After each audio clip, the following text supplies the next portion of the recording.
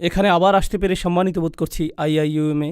এই সংক্ষিপ্ত খুতবায় আমি কিছু কথা স্মরণ করিয়ে দিতে চাই একটা সূরা সম্পর্কে, যা নিয়ে আমি গত 1 মাস ধরে চিন্তাভাবনা করছিলাম, অধ্যয়ন করছিলাম। এটা হলো সূরাতুল ইনসান। আর সূরাটির শুরুতে আল্লাহ প্রত্যেকটি মানুষকে একটি শক্তিশালী প্রশ্ন জিজ্ঞেস করছেন। আল্লাহর বাণী থেকে সর্বোচ্চ উপকার পেতে হলে, বিশেষ করে যখন তিনি উল্লেখ করছেন আল ইনসান, মানুষ, মানবজাতি নিয়ে বৃহত্তর পরিসরে চিন্তা করার পরিবর্তে বিলিয়ন বিলিয়ন মানুষ যে এই দুনিয়ায় বাস করছে, অতীতে যারা গত হয়ে গেছেন তাদের নিয়ে চিন্তা করার পরিবর্তে আমাদের প্রত্যেকের উচিত আমার নিজের সম্পর্কে চিন্তা করা, এমন আয়াত থেকে সর্বোচ্চ উপকার পেতে, যেখানে উল্লেখ করা হয়েছে আল ইনসান। তো এটি খুবই ব্যক্তিগত একটা মেসেজ, প্রত্যেকটি মানুষের চাহিদাকে সামনে রেখে মেসেজটি পাঠানো হয়েছে, বিশেষ করে আমাদের জন্য, কারণ সৌভাগ্যক্রমে আমরা সবাই বিশ্বাসী। তো আয়াতে মানুষ শব্দটি শোনার সাথে সাথে আমার উচিত আমার নিজের সম্পর্কে চিন্তা করা, আর আপনার উচিত আপনার নিজের সম্পর্কে চিন্তা করা। হাল আতা আলাল ইনসানি হাইনুম মিনাদ দাহরি লাম ইয়াকুন শাইআম মাযকুরা। মানুষের উপর কি এমন একটা সময় অতিবাহিত হয়নি, সময়ের সীমাহীন সমুদ্র থেকে, আদ-দাহর, সময়ের সীমাহীন সমুদ্র থেকে এমন একটা ছোট্ট সময়কে অতিবাহিত হয়নি, যখন মানুষ এমন কিছু ছিল না যা নিয়ে কথা বলার মতো অবস্থা ছিল না, যার কথা উল্লেখ করার যোগ্য ছিল না, এবং এ অর্থটাও সে স্মরণযোগ্য কোনো বস্তু ছিল না। আল্লাহ আপনাকে আমাকে খুবই সহজ একটা প্রশ্ন করেছেন। এমন একটা সময় কি অতিবাহিত হয়নি যখন কেউ তোমার কথা মনে করতো না? এমন একটা সময় কি ছিল না যখন কেউ তোমার ব্যাপারে কিছু বলতো না? যদিও তোমার অস্তিত্ব ছিল, কিন্তু মানুষ তোমাকে নিয়ে কথা বলতে লজ্জা পেত, তোমার ব্যাপারে কথা বলতে তাদের অস্বস্তি লাগত। তৎক্ষণাৎ পরবর্তী আয়াতে তিনি বললেন, তিনি মানুষকে একটি তরল পদার্থ থেকে সৃষ্টি করেছেন, এক ফোঁটা পানি থেকে, নুতফা, যা মিশ্রিত, অর্থাৎ মিশ্রিত নারী এবং পুরুষের মাঝে। আল্লাহ এখন এমন কিছু নিয়ে কথা বলছেন, বীর্য নিয়ে, ডিম্ব নিয়ে, যা পরস্পর মিলিত হয় একজন নারীর গর্ভধারণ নিয়ে, যা নিয়ে কথা বলাটা অস্বস্তিকর এবং লজ্জাজনক। তাই এটা এমন কিছু নয় যা নিয়ে আপনি হামেশাই কথা বলেন, এমন কিছু নয় যা নিয়ে নিঃসংকোচে কথা বলেন। আগের আয়াতে আল্লাহ ইতিমধ্যে বলেছেন, তোমার অবস্থা একসময় এমন ছিল যা উল্লেখ করার যোগ্য ছিল না, যা স্মরণযোগ্য ছিল না। এই আয়াতে কয়েক স্তরের অর্থ রয়েছে। আমি কয়েকটি স্তর আমার জন্য এবং আপনাদের সবার জন্য খোলাসা করে তুলে ধরতে চাই। মহাবিশ্ব, বস্তুগত বিশ্বকে আমরা যেভাবে জানি, পদার্থবিজ্ঞানীরা আমাদেরকে বলছেন এটি 13.9 বিলিয়ন বছর যাবৎ বর্তমান আছে, আর এই গ্রহটি সম্ভবত 4 বা 5 বিলিয়ন বছর যাবৎ টিকে আছে, অর্থাৎ এই গ্রহের গঠনকাল। এই সমস্ত সময়ের সীমাহীন সমুদ্রগুলোতে আমাকে নিয়ে কোনো কথা হতো না, কোথাও আমার কোনো উল্লেখ ছিল না, আমার অস্তিত্ব ছিল না। এমনকি যখন এই মহাবিশ্ব বাস্তবে এলো, সীমাহীন পরিমাণ সময় পার হওয়ার পর এই গ্রহে যখন মানবজাতির বসবাস শুরু হলো, মানব ইতিহাসের বৃহত্তর অংশটি ইতিমধ্যে পার হয়ে গেছে, আর সেই ইতিহাসের কেউই জানতো না আমি কে, আমার কথা কেউই কখনো মনে করেনি, আমার নাম কখনো উল্লেখ করা হয়নি। আপনি ইতিহাস সম্পর্কে অধ্যয়ন করতে পারেন, আর ওই মানুষগুলো প্রাসঙ্গিক, একমাত্র যার কোনো প্রাসঙ্গিকতা নেই সে হলো আপনি। আর ওই মানুষগুলো প্রাসঙ্গিক, একমাত্র যার কোনো প্রাসঙ্গিকতা নেই সে হলো আপনি, আমি। কিন্তু তাদের কাছে আমাদের অস্তিত্ব ছিল না। এই কথাগুলো মনে করিয়ে দিয়ে আল্লাহ বলছেন, অধিকাংশ সময় ইতিমধ্যে অতিক্রান্ত হয়ে গেছে যখন আপনি আর আমি সম্পূর্ণ অপ্রাসঙ্গিক ছিলাম, আমরা গল্পের অংশ ছিলাম না। আল্লাহ এই উপায়ে আমাদের মনে করিয়ে দিচ্ছেন, সামান্য যে কিছু সময়কাল আমরা বর্তমান থাকি, আমাদের মায়ের গর্ভ থেকে দুনিয়াতে আসার পর, বস্তুত আমার মা যখন আমাকে গর্ভে ধারণ করেছিলেন শুরুতে, তার কোনো ধারণাই ছিল না যে আমি তার পেটের ভেতর। মাররত বিহি, সে বাচ্চাকে নিয়ে চলাফেরা করতে থাকলো, সে জানেও না। এরপর যখন সে তার শরীরে পরিবর্তন লক্ষ্য করতে শুরু করলো, তখন তারা উভয়ে আল্লাহর নিকট দোয়া করতে শুরু করলো, লা ইন আতাইতানা সলিহান, যদি আপনি আমাদেরকে সুসন্তান দান করেন। তারা এমনকি জানেও না এই সন্তানটা কে। এমনকি যখন তারা স্মরণে আনতো, আমার মা আমার সম্পর্কে ভাবতেন, যখন আমি তার পেটে ছিলাম, উনি জানতেন না আমি কে, উনি আমাকে নিয়ে যথাযথভাবে ভাবতে পারতেন না। শুরুতে উনি জানতেন না আমি কি ছেলে নাকি মেয়ে, উনি জানতেন না আমি কোন ধরনের সন্তান হব, কি কি গুণাবলী থাকবে, উনি কিছুই জানতেন না। কিন্তু এমনকি এই দুনিয়াতে আমার আগমনের পরে, এই ধরায় আমার পদার্পণের পরেও একটি জিনিস আপনারা লক্ষ্য করবেন, মানবজাতির নকশা অনুসারেই মানুষের জন্য ব্যবহৃত একটা শব্দ হলো ইনসান, আর ইনসানের একটি উৎপত্তিগত শব্দ হলো উনস, আর উনস মানে ভালোবাসা এবং মায়া মমতা। মানুষ শুধু ভালোবাসা প্রদান করে না, তারা ভালোবাসা গ্রহণও করতে চায়, তারা মায়া মমতা পেতে চায়। সেজন্য বাচ্চাকাল থেকেই, যে মুহূর্ত থেকে সে নিজের সম্পর্কে কিছুটা সচেতন হতে শুরু করে, মা যদি বাচ্চার দিকে না তাকায়, আম্মু আম্মু আম্মু আম্মু, আপনাদের যাদের ছোট বাচ্চা আছে ব্যাপারটা জানেন ইতিমধ্যে, বাচ্চাদের মনোযোগ প্রয়োজন, তারা সর্বদা এর খোঁজ করে। এরপর আরেকটু বড় হয়ে উঠলে তারা কিছু একটা একে আপনাকে দেখাতে চায়, কারণ তারা আপনার মনোযোগ চায়, তারা স্বীকৃতি চায়, দেখো আমি কি জামা পরেছি, দেখো আমি কি এঁকেছি, দেখো আমি কি করতে পারি। বাচ্চাটা এখনো লাফ দিতে পারে না, উপরের দিকে একটুখানি লাফ দিয়ে বলে আমাকে দেখো, দেখেছো, আবার দেখো। কারণ তার নিজের জন্য ওই মনোযোগটুকু দরকার। সে মাজকুর হতে চায়। সূরা ইনসানের প্রথম আয়াতে উল্লেখিত শেষ শব্দটি মাজকুর। মাজকুর মানে যার কথা উল্লেখ করা হয়, যার নাম স্মরণে আনা হয়। এটি মানব প্রকৃতির ভেতরে স্থাপন করে দেয়া হয়েছে। আর এভাবে বড় হতে থাকেন। কিশোর বয়সে পৌঁছলে আপনি সুন্দর সুন্দর জামা কাপড় পরতে চান, আকাঙ্ক্ষা করেন নিজেকে যেন সুন্দর দেখায়, কারণ আপনি সবার নজরে পড়তে চান, দৃষ্টিতে পড়তে চান, এবং মাজকুরও, নিজের উল্লেখও চান। আশা করেন মানুষ যেন আপনাকে নিয়ে কথা বলে। আরও বড় হতে থাকলে, এখন আপনি বিশ্ববিদ্যালয়ে পড়েন, আমি জানি এখানে সমাবর্তন হতে যাচ্ছে, গ্র্যাজুয়েট হওয়া অনেক বড় একটা ব্যাপার। কি হয় যখন ছাত্ররা তাদের সার্টিফিকেট পায়? অনেকে ইনস্টাগ্রামে এবং ফেসবুকে তাদের সার্টিফিকেটের ছবি আপলোড করবে। আপনি ছাড়া কেউ, যারা কোনো পরোয়া করে না, কিন্তু আপনার ভেতরে আছে মাজকুর হওয়ার আকাঙ্ক্ষা। মানুষ যেন আপনার নাম উল্লেখ করে এমন একটা চাহিদা। মাশাআল্লাহ, অভিনন্দন, কংগ্রাচুলেশনস। আমাদের জীবনটাই কেটে যায় স্বীকৃতি খুঁজতে খুঁজতে। এমনকি মানুষ যখন বিয়ে করে, স্ত্রী স্বামীর কাছ থেকে স্বীকৃতি পাওয়ার আশায় থাকে, আবার স্বামীও স্ত্রীর কাছে স্বীকৃতি পাওয়ার আশায় থাকে। আমরা আমাদের পিতামাতাকেও সন্তুষ্ট করতে চাই। যখন গ্র্যাজুয়েট হন, সবাই আপনাকে অভিনন্দন জানাচ্ছে, কিন্তু আপনি আপনার বাবার কাছে মাজকুর হতে চান। বাবা, আমি পাশ করেছি। বাবা, আপনার ছেলে পাশ করে ফেলেছে। বাবা, ছবিগুলো দেখেছেন? বাবার কাছ থেকে এই অভিনন্দনটা আপনি পেতে চান, অথবা আপনার মায়ের কাছ থেকে। কারণ সবসময় এমন বিশেষ কেউ থাকে যার কাছে আমরা স্মরণীয় হয়ে থাকতে চাই। জানেন, এখন বহু স্টাডি থেকে জানা যায় মানুষ এখন অনেক বেশি নিঃসঙ্গ এবং একাকিত্ব ফিল করে ইতিহাসের অন্য যে কোনো সময়ের তুলনায়। ব্যাপারটা কৌতূহল জাগ্রত করে। একবার আমি একটা ইসলামিক স্কুলে গিয়েছিলাম, অন্য একটা মুসলিম দেশে। আমি একদল বালক বালিকার উদ্দেশ্যে বক্তব্য দিয়েছিলাম।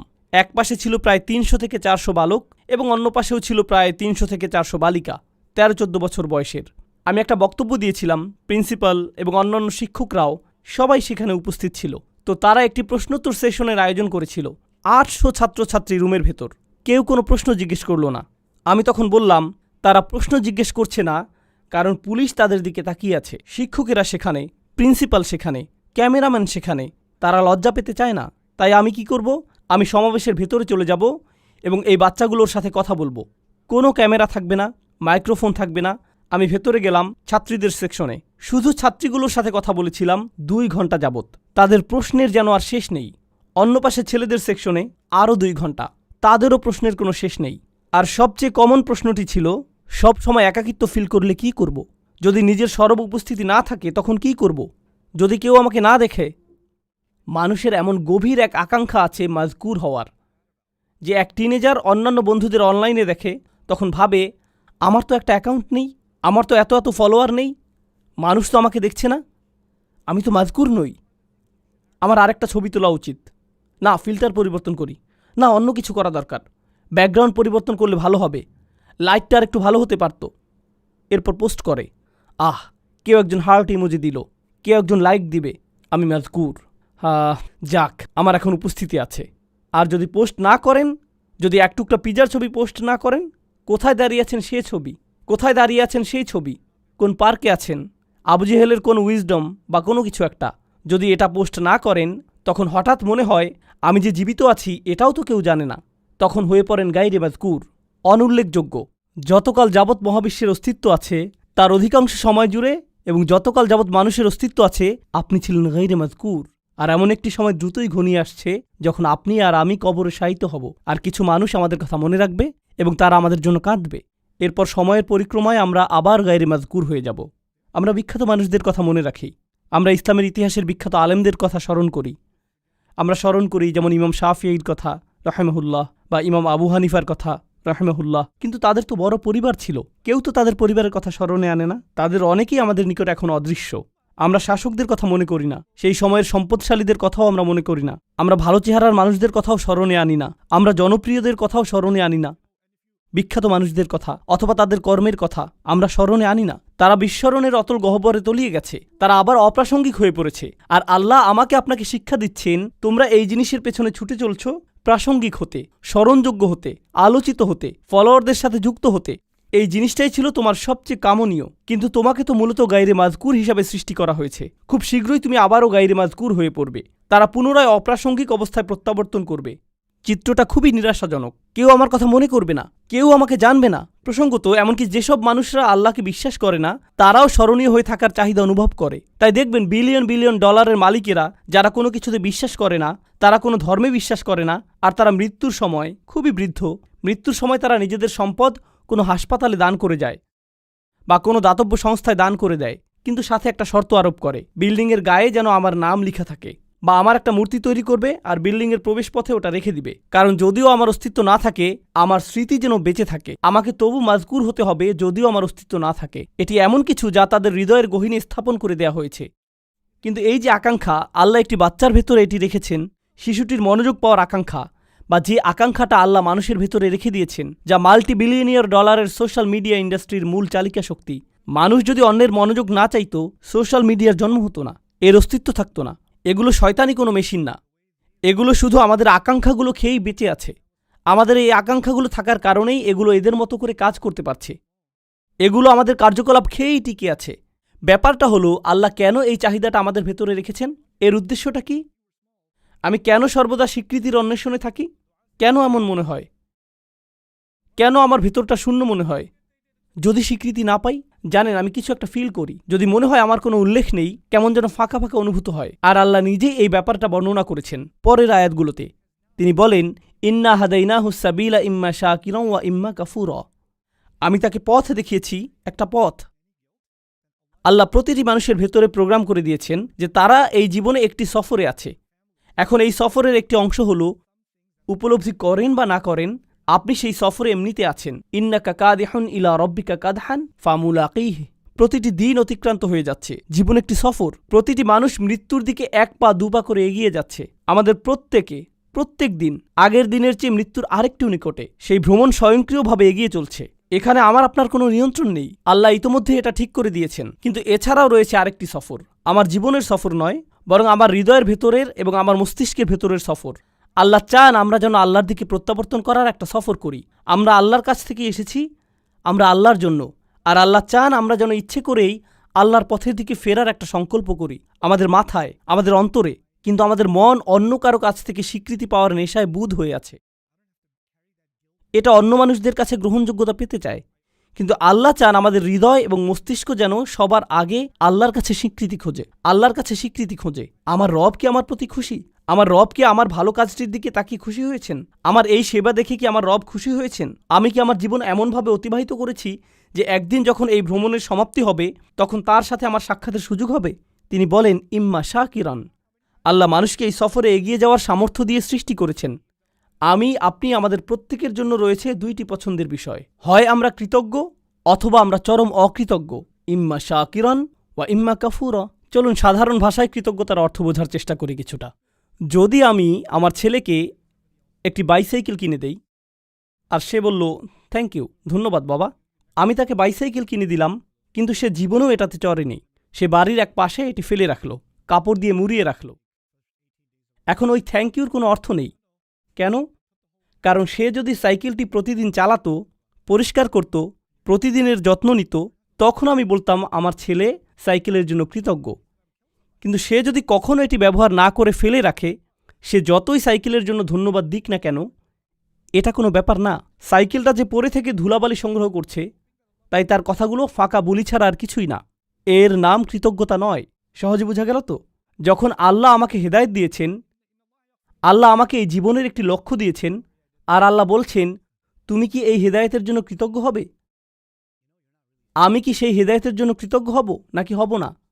তার মানে আল্লাহ আমাকে যা দিয়েছেন, যদি আমি তা ব্যবহার না করি, যদি আমি তা জীবন চলার পথে কাজে না লাগাই, তখন আমি যত খুশি আলহামদুলিল্লাহ বলতে পারি, এটা অর্থহীন। আমি তো উপহারটি ব্যবহার করছি না, আমি কোনোভাবেই এটি কাজে লাগাচ্ছি না। এটাই হলো ইম্মা শাকিরান ওয়া ইম্মা কাফুরা।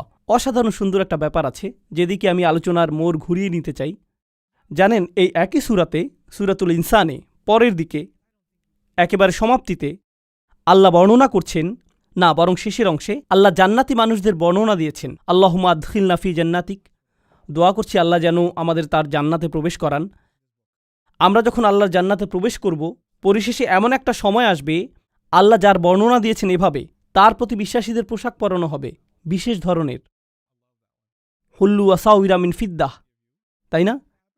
তিনি বলছেন, আলিয়াহুম সিয়াবু সুন্দুসিন খুদরুম ওয়া ইস্তাবরাক ওয়া হুল্লু ওয়াসাউইরা মিন ফিদ্দাহ। তাদেরকে বিভিন্ন ধরনের সিল্কের তৈরি পোশাক পরানো হচ্ছে, হাতে বিশেষ ধরনের ব্রেসলেট পরানো হচ্ছে। মনে করতে পারেন রোলেক্স ঘড়ির মতো কিছু। বিশেষ ব্র্যান্ডের ঘড়ি পরানো হচ্ছে, হাতে ব্রেসলেট পরানো হচ্ছে, সুন্দর জামা পরানো হচ্ছে। কেন তাদের স্পেশাল পোশাক পরানো হচ্ছে? ভালো পোশাক পরেন কারণ বিশেষ কোনো অনুষ্ঠানে যোগ দিতে যাচ্ছেন, তাই না? আপনি উত্তম পোশাক পরেন যখন বিশেষ কারোর সাথে সাক্ষাৎ করতে যান। ঠিক একই আয়াতের পরের অংশে তিনি বলেন, ওয়াসাকাহুম রব্বুহুম শারাবান তাহুরা, আর তাদের রব আল্লাহ তাদেরকে পবিত্র ড্রিঙ্কস পান করতে দিবেন। আপনারা সরাসরি আল্লাহর সাথে সাক্ষাৎ করতে যাচ্ছেন। আপনাকে বিশেষ পোশাক পরানো হচ্ছে জান্নাতে, কারণ আপনি আল্লাহর সাথে সাক্ষাৎ করতে যাচ্ছেন। এখন জান্নাতে যখন আল্লাহর সাথে আপনার সেই সাক্ষাৎটি হবে, আল্লাহ আমাদের সবাইকে তার সাথে সেই সাক্ষাৎটি করার সৌভাগ্য দান করুন। যখন সেই সাক্ষাৎটি হবে, তিনি আমাদের একটা ড্রিঙ্কস দিচ্ছেন, সুস্বাদু পানীয় দিচ্ছেন। আর যখন পবিত্র পানীয় আমাদের দিচ্ছেন, তিনি তখন আমাদের সাথে কথা বলছেন, ইন্না হাযা কানা লাকুম জাযাউন ওয়া কানা সাঈকুম মাশকুরা। এটি তোমাদের বেতন, এটি তোমাদের পুরস্কার, আর তোমাদের কর্মপ্রচেষ্টা ছিল প্রশংসাযোগ্য। তোমাদের চেষ্টাগুলো স্বীকার করে নেওয়া হলো। অর্থাৎ মানুষকে সৃষ্টি করা হয়েছে উল্লেখের অযোগ্য করে। মানুষ মরে যায়, এরপর অন্যরা হয়তো কিছুকাল তাদেরকে মনে রাখবে অথবা রাখবে না, কিন্তু আল্লাহ বলছেন মহাবিশ্বের বয়সের চেয়েও বেশি সময় ধরে এবং যতকাল যাবৎ আকাশসমূহ এবং পৃথিবী বর্তমান আছে তার চেয়েও বেশি সময় ধরে আল্লাহ আমার চেষ্টাগুলোর কথা মনে রাখবেন। আল্লাহ তার স্বীকৃতি দিবেন। আল্লাহ বলবেন, তুমি উত্তম প্রচেষ্টা দেখিয়েছ আর তার পুরস্কার তুমি এখন পাচ্ছ। আল্লাহ আমার স্বীকৃতি দেবেন, আমি তখন মাজকুর হয়ে যাব আল্লাহর নিকট। আল্লাহ নিজে আমার উল্লেখ করবেন। আমরা যে আল্লাহর জিকির করি, এটি একটি দিক। আর এই আয়াতে আল্লাহ আপনার জিকির করছেন, তিনি আপনার কথা উল্লেখ করছেন, তিনি আপনার প্রচেষ্টাগুলোর কথা মনে করছেন, তিনি আপনার চেষ্টাগুলোর স্বীকৃতি দিচ্ছেন। তো এখন আমি আমার চাহিদা সম্পর্কে শিখলাম যে এটা বৈধতা চায়, আমার স্বীকৃতি পাওয়ার চাহিদা, আমার উল্লেখ পাওয়ার আকাঙ্ক্ষা। আল্লাহ যে পিপাসা আমার ভিতরে স্থাপন করে দিয়েছেন, আর কোনো মানুষ সে তৃষ্ণা কখনো মেটাতে পারবে না। যখন অন্য কারো মনোযোগ চাইবেন বা অন্য কারো স্বীকৃতি চাইবেন, আপনি সর্বদা হতাশ হবেন। এরপর উপলব্ধি করবেন, যদি আপনি সত্যি কৃতজ্ঞ হন, যদি প্রকৃত শুকরগুজারি হন, তখন আপনি শুধু আল্লাহর কাছ থেকে স্বীকৃতি খুঁজবেন, শুধুই তার কাছে। এটাই আপনার জন্য যথেষ্ট। আর যখন তা যথেষ্ট হবে, জান্নাতে আল্লাহ বলবেন, এই যে তোমার স্বীকৃতি। এটা সেই একই সূরা। প্রসঙ্গত, যখন আমরা অন্যদের জন্য মঙ্গলজনক কিছু করব, ইউতঈমুনা আত-তাআম, তারা অন্যদের আহার করায়, আল্লাহ বলেন, ইন্নামা নুতঈমু লিওয়াজহিল্লাহি লা নুরিদু মিনকুম জাযাআন ওয়ালা শাকুরা। এমনকি যখন আপনি অন্যদের জন্য ভালো কিছু করেন, আপনি তাদের নিকট প্রশংসা খোঁজেন না, আপনি থ্যাংক ইউ খোঁজেন না, আপনি তাদের কাছে স্বীকৃতি খোঁজেন না। এই কথা আপনি নিজেকে মনে করিয়ে দেন এবং তাদেরকেও, আমি আপনাদের কাছে কিছুই চাই না, আমি শুধু আল্লাহর সামনে কিছু নিয়ে দাঁড়াতে চাই। আমি শুধু চাই আল্লাহ দেখুক আমি কি করেছি। আমি শুধু চাই আল্লাহ যেন আমার এই কাজে খুশি হন। এটাই আমার সমস্ত চাওয়া। আর এই শিক্ষাটি আল্লাহ আমাদেরকে এই সুন্দর সূরার একেবারে কেন্দ্রে প্রদান করেছেন, স্মরণীয় হওয়ার প্রশ্নের মাধ্যমে। আমাদের তাদের অন্তর্ভুক্ত হওয়া যারা আল্লাহর প্রতি কৃতজ্ঞ, আল্লাহর প্রতি কৃতজ্ঞতার জিন্দেগি যাপন করা। একদিন এমন বিষয়ে পরিগণিত হবে, আমাদের তাদের অন্তর্ভুক্ত হওয়া যারা আল্লাহর প্রতি কৃতজ্ঞ, আল্লাহর প্রতি কৃতজ্ঞতার জিন্দেগি যাপন করা একদিন এমন বিষয়ে পরিগণিত হবে যখন আল্লাহ আমাদেরকে স্বীকৃতি দেবেন। ঠিক এই ভ্রমণটি এখানে ঘটেছে। এই সূরার একেবারে শুরুতে আপনারা দেখবেন আল্লাহ উল্লেখ করছেন, আমরা আমাদের মায়ের গর্ভে ছিলাম। আর মায়ের পেটকে বলা হয় রাহাম, গর্ভকে বলা হয় রাহাম। আর সূরার সমাপ্তিতে আল্লাহ বলেন, ইউদখিলু মাইয়াশাউ ফি রাহমাতিহি। তো তিনি আশারা ইলা রহমা ফিল বিদায়া, তিনি রহমের দিকে ইঙ্গিত করলেন সূরার সূচনাতে। আর উপসংহারে তিনি বললেন, তিনি যাকে চান তার রহমাতে প্রবেশ করান, অর্থাৎ তার জান্নাতে। ঠিক যেভাবে আপনার প্রতিটি চাহিদা পূরণ করা হচ্ছিল আপনার মায়ের রাহামের ভিতরে, সেটা ছিল রাহামের প্রথম এপিসোড। আর রাহামের শেষ এপিসোড আমার আপনার জন্য অপেক্ষা করছে, আর তা হলো আল্লাহর রাহমা আসলে, আর তা হলো জান্নাতে প্রবেশ। আল্লাহ আমাদের সবাইকে তার জান্নাত প্রদান করুন। আপনাদের অনেকেই গ্র্যাজুয়েট হচ্ছেন বা গ্র্যাজুয়েট হয়ে গেছেন, পেছনে বহু স্মৃতি রেখে যাচ্ছেন, চমৎকার সব স্মৃতি, বন্ধুত্বের, শিক্ষার, অভিজ্ঞতার।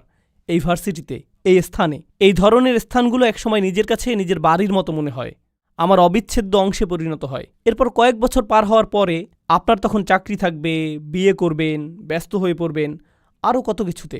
হঠাৎ একদিন সিদ্ধান্ত নিলেন নিজ ভার্সিটিতে বেড়াতে আসবেন, ঠিক শুধু অতীত স্মৃতিগুলো মনে করতে। আবার ভার্সিটিতে ঘুরতে এলেন, তখন লক্ষ্য করেছেন দেয়ালগুলো আগের মতোই আছে, রাইট? রেস্টুরেন্টটাও আগের মতোই, বন্ধুদের সাথে যে জায়গাগুলোতে আড্ডা দিতেন তাও আগের মতোই আছে, অজুর জায়গাটাও একটুও বদলায়নি। কিন্তু আশেপাশের সবগুলো মুখ অপরিচিত, কেউ আপনাকে চেনে না। সবকিছুই আগের মতো সুন্দর, কিন্তু আমার জন্য নয়, এখন এগুলো অন্যদের জন্য। আপনাকে সম্পূর্ণরূপে সরিয়ে ফেলা হয়েছে। আপনি আর এখানে মাযকুর নন। এমনকি এই ধারণা যা আর কখনো ফিরে পাই না। শিক্ষকের হয়তো আপনার কথা স্মরণে আনতে বহু কষ্ট হয়। তাকিয়ে বলে, তুমি আমার ক্লাসে ছিলে, রাইট? আমি ভেবেছিলাম আমি আপনার সেরা ছাত্র। না, আমার এরকম বহু সেরা ছাত্র আছে। তুমি অতটা সেরা নও। আপনার নাম এভাবে মানুষ ভুলে যাবে। তাই আমাকে আপনাকে একটা সিদ্ধান্ত নিতে হবে। ভার্সিটি ছেড়ে যাওয়ার এই ক্ষণে, গ্র্যাজুয়েট হওয়ার এই মুহূর্তে তোমরা হয়তো চাকরি নিয়ে ভাবছ, একটি কেরিয়ার নিয়ে ভাবছ, তোমার জীবনের পরবর্তী চ্যাপ্টার নিয়ে ভাবছ।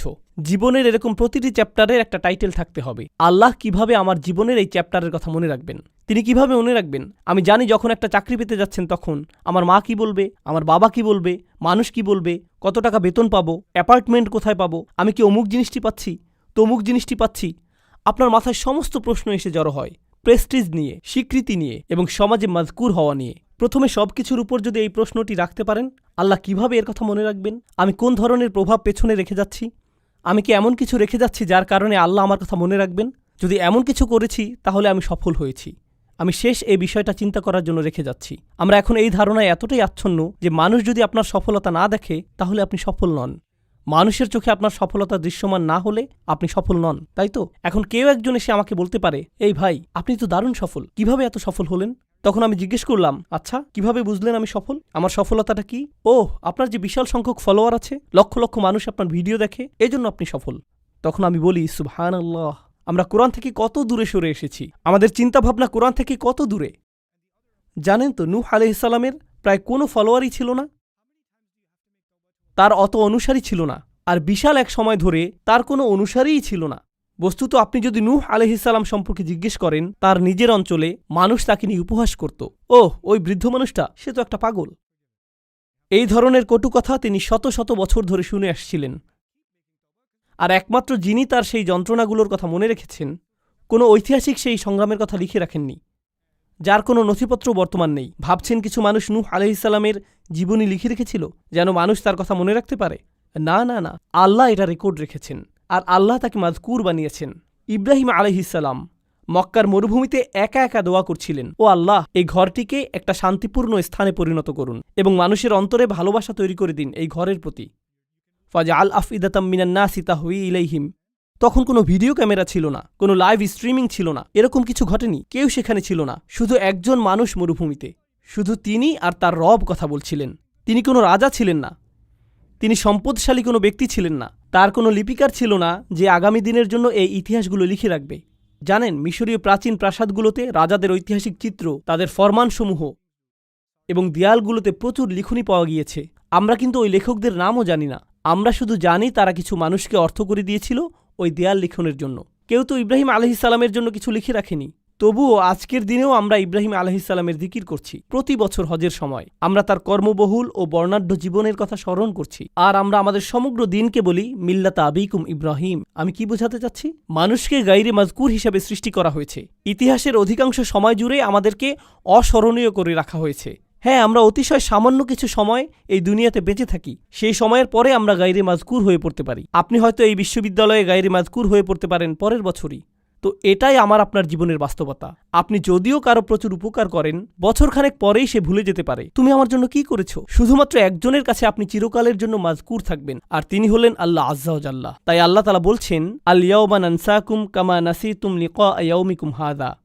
কিছু মানুষকে সেদিন তিনি বলবেন, আজ আমি তোমাদেরকে ভুলে যাব, আজ আমি তোমাদেরকে ভুলে যাব, যেমন করে তোমরা এই দিনের সাক্ষাৎকে ভুলে গিয়েছিলে। এখন পছন্দ আমাদের। আমরা কি তাদের অন্তর্ভুক্ত হতে চাই আল্লাহ যাদেরকে ভুলে যাবেন কিন্তু মানুষ মনে রাখবে, নাকি আমরা তাদের অন্তর্ভুক্ত হতে চাই আল্লাহ যাদের কথা মনে রাখবেন আর মানুষ তাদের মনে রাখুক বা না রাখুক তাতে কিছু যায় আসে না। বারাকাল্লাহু লি ওয়া লাকুম ফিল কুরআনিল হাকিম ওয়া নাফা'নি ওয়া ইয়্যাকুম বিল আয়াতি ওয়া যিকরিল হাকিম।